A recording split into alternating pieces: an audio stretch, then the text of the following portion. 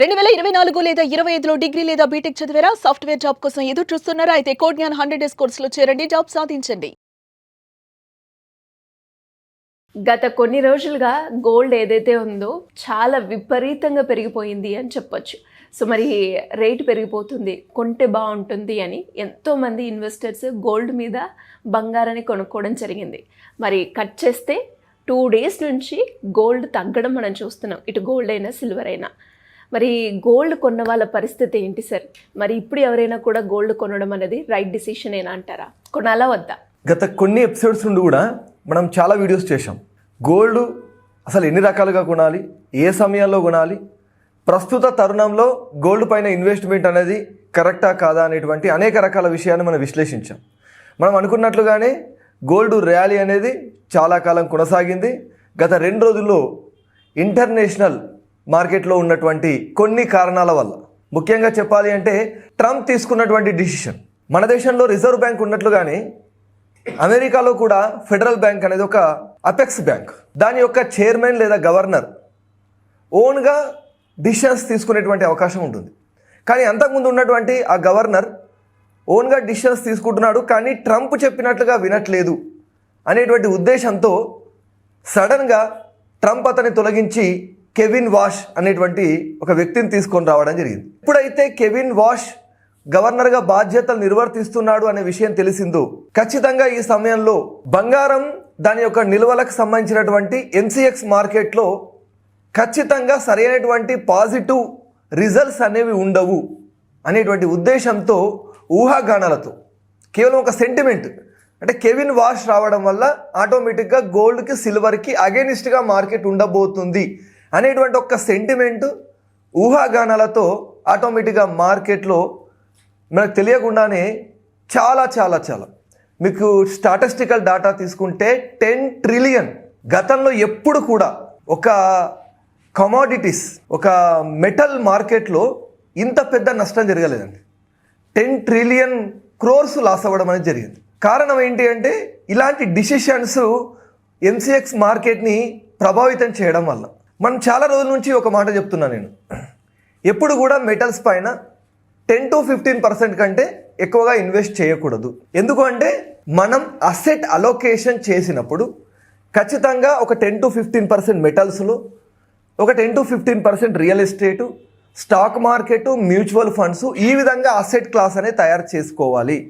ఇంతకంటే ఎక్కువ కూడా అసెట్ క్లాస్లో ఇన్వెస్ట్మెంట్ చేయడం అనేది కరెక్ట్ కాదు అని మనం చాలా వీడియోస్లో చెప్పడం జరిగింది. మీరు అనుకున్నట్లుగా చాలామంది నష్టపోయారు గత కొన్ని రోజులుగా, 2 రోజుల్లో ఒకేసారి గోల్డ్ సిల్వర్ రేటు పడిపోవడం వల్ల అని చెప్పేసి మనం అనుకుంటున్నాం. చాలామంది నష్టపోలేదండి.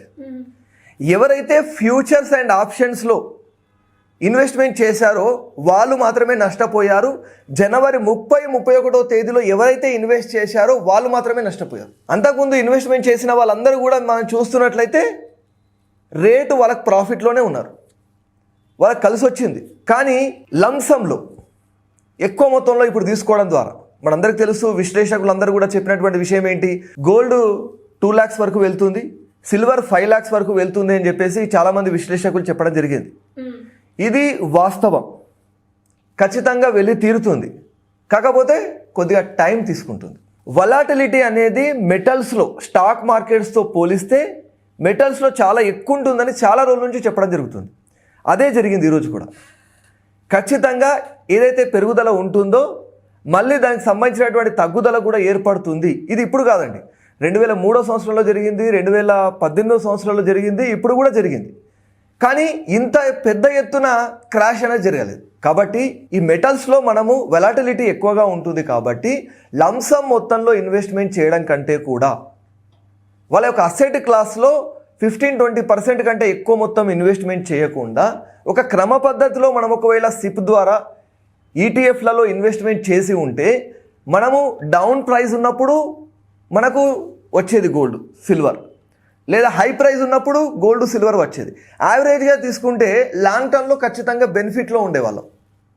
సరే, ఇప్పటికైనా ఎవరైనా గోల్డ్ సిల్వర్ కొనుగోలు చేసిన వాళ్ళు ఉంటే వాళ్ళ యొక్క రేటు కంటే కూడా ప్రస్తుతం ఉన్న రేటు చాలా తక్కువగా ఉండి ఉంటే, మీరు లాస్లో ఉండి ఉంటే భయపడాల్సినటువంటి అవసరం లేదు.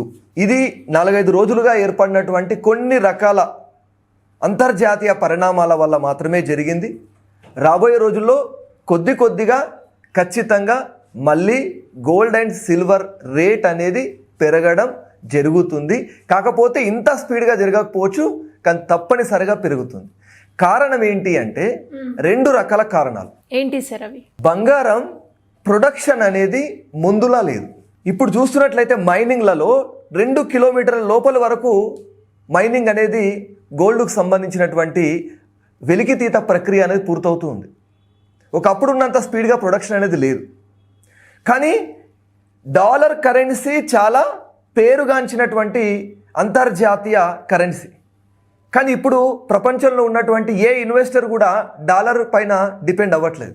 ఎందుకంటే ఆ కంట్రీ తీసుకునేటువంటి డిసిషన్ వల్ల డాలర్ కరెన్సీని కూడా యాక్సెప్ట్ చేయట్లేదు. కేవలం గోల్డ్, సిల్వర్ లాంటి ఈ యొక్క మెటల్స్ని ఒక బెస్ట్ ఇన్వెస్ట్మెంట్గా యాక్సెప్ట్ చేయడం జరుగుతుంది. కాబట్టి రాబోయే రోజుల్లో కరెన్సీ కంటే కూడా ప్రపంచంలోని అన్ని దేశాల కేంద్ర బ్యాంకులు కూడా ఈ యొక్క బంగారం నిల్వలు పెంచుకోవడానికి ప్రయత్నం చేస్తున్నాయి. దానికి అనుగుణంగానే ఇది కూడా ఒక కారణం బంగారం యొక్క విలువ పెరగడానికి. కాబట్టి భవిష్యత్తులో ఖచ్చితంగా ప్రతి కేంద్ర బ్యాంకు, ప్రతి దేశంలో ఉన్నటువంటి కేంద్ర బ్యాంకు కూడా తన యొక్క నిల్వల్ని బంగారం రూపంలోనే పెంచుకోవడానికి ప్రయత్నాలు చేస్తున్నాయి. ఒక సెక్యూర్డ్ ఇన్వెస్ట్మెంట్గా కూడా ఈరోజు బంగారాన్ని నమ్మడం అనేది జరుగుతుంది. కాబట్టి ఇన్వెస్టర్స్ ఎవరు కూడా భయపడాల్సినటువంటి అవసరం లేదు. రాబోయే రోజుల్లో ఖచ్చితంగా పెరగడం జరుగుతుంది, కాకపోతే టైం తీసుకోవడం జరుగుతుంది. అంతేకాని ఇప్పుడు రేటు తక్కువ ఉందనేటువంటి ఉద్దేశంతో మళ్ళీ తగ్గిపోతుంది అనేటువంటి భయంతో అమ్ముకోవాల్సినటువంటి అవసరం లేదు. సిల్వర్ కూడా యాజ్ యూజువల్గా మనం సిల్వర్ చూస్తుంటే సిల్వర్ రేటు కూడా మనం 1 లక్ష పైన డౌన్ అయిందండి. అసలు చాలామంది ఆశ్చర్యపోయారు. 1,80,000, 2 lakhs, 250, 350 దగ్గరలో ఉన్నప్పుడు కూడా చాలామంది ఇన్వెస్ట్ చేశారు. ఎందుకంటే 5 lakhs వరకు వెళ్తుంది అనేటువంటి ఆలోచనతో చాలామంది ఇన్వెస్ట్మెంట్ చేయడం జరిగింది. ఇది చాలా రిస్క్ ఫ్యాక్టర్ అండి. స్టాక్ మార్కెట్స్తో పోలిస్తే మెటల్స్లో చాలా వలాటిలిటీ ఉంటుంది. ఇది అందరూ కూడా గమనించాల్సినటువంటి విషయం. లాంగ్ టర్మ్లో అంటే ఇప్పుడు డబ్బులు ఇన్వెస్ట్మెంట్ చేసినా ఆ డబ్బులు ఒకవేళ తగ్గినా నేను ఒక 4-5 సంవత్సరాలు ఉండగలుగుతాను, ఆ ఇన్వెస్ట్మెంట్ వల్ల నాకు ఇబ్బంది లేదు అనుకునే వాళ్ళు మాత్రమే దీంట్లో హోల్డ్ చేయాలి, ఇన్వెస్ట్మెంట్ చేయాలి. కానీ వెంటనే నాకు రావాలి, జాక్పాట్లా, లాటరీలా రావాలి అనుకుంటే అది రాంగ్ డిసిషన్ అవుతుంది. అలాంటి వాళ్ళు మాత్రమే లాస్ అవ్వడం జరిగింది. కాబట్టి సిల్వర్ మనం చూస్తుంటాం, అది కేవలం ఆర్నమెంట్లా కాదు, ఈరోజు ఇండస్ట్రియల్ డిమాండ్ పెరిగింది. ప్రధానమైనటువంటి కారణం ఏంటంటే ఇండస్ట్రియల్ డిమాండ్ పెరగడం వల్ల కూడా 250% అప్రిసియేషన్ అనేది కనిపించింది. కాబట్టి దీని యొక్క పతనం అనేది కంపల్సరీగా డౌన్ఫాల్లో ఉండదు, ఫ్యూచర్లో మళ్ళీ పెరిగేటువంటి అవకాశం ఉంటుంది. ఇవి 2 కూడా మెటల్స్ ప్రపంచవ్యాప్తంగా మంచి డిమాండ్ ఉన్నటువంటి అసెట్ అలోకేషన్. కాబట్టి దయచేసి ఎవరు కూడా అప్పులు చేసి షార్ట్ టర్మ్లో జాక్పాట్ కొడదామనేటువంటి ఉద్దేశంతో ఇన్వెస్ట్మెంట్ చేయడం అనేది కరెక్ట్ డిసిషన్ కాదు. బట్ తగ్గిపోయిన ఈ యొక్క మెటల్స్ రేట్స్, బంగారము, వెండి, భయపడాల్సిన అవసరం లేదు, ఆందోళన చెందాల్సిన అవసరం లేదు. మీ యొక్క ప్రాఫిట్స్ మళ్ళీ కూడా మీరు గెయిన్ చేయడం జరుగుతుంది. కొద్ది రోజులు వెయిట్ చేయాల్సిన అవసరం మాత్రం ఏర్పడుతుంది. అంటే సార్ ఇప్పుడు ఎవరైతే కొన్నారో కొన్ని రోజులు ఆగితే డెఫినెట్గా వాళ్ళకి ప్రాఫిట్ అనేది వస్తుందంటారు. 100%.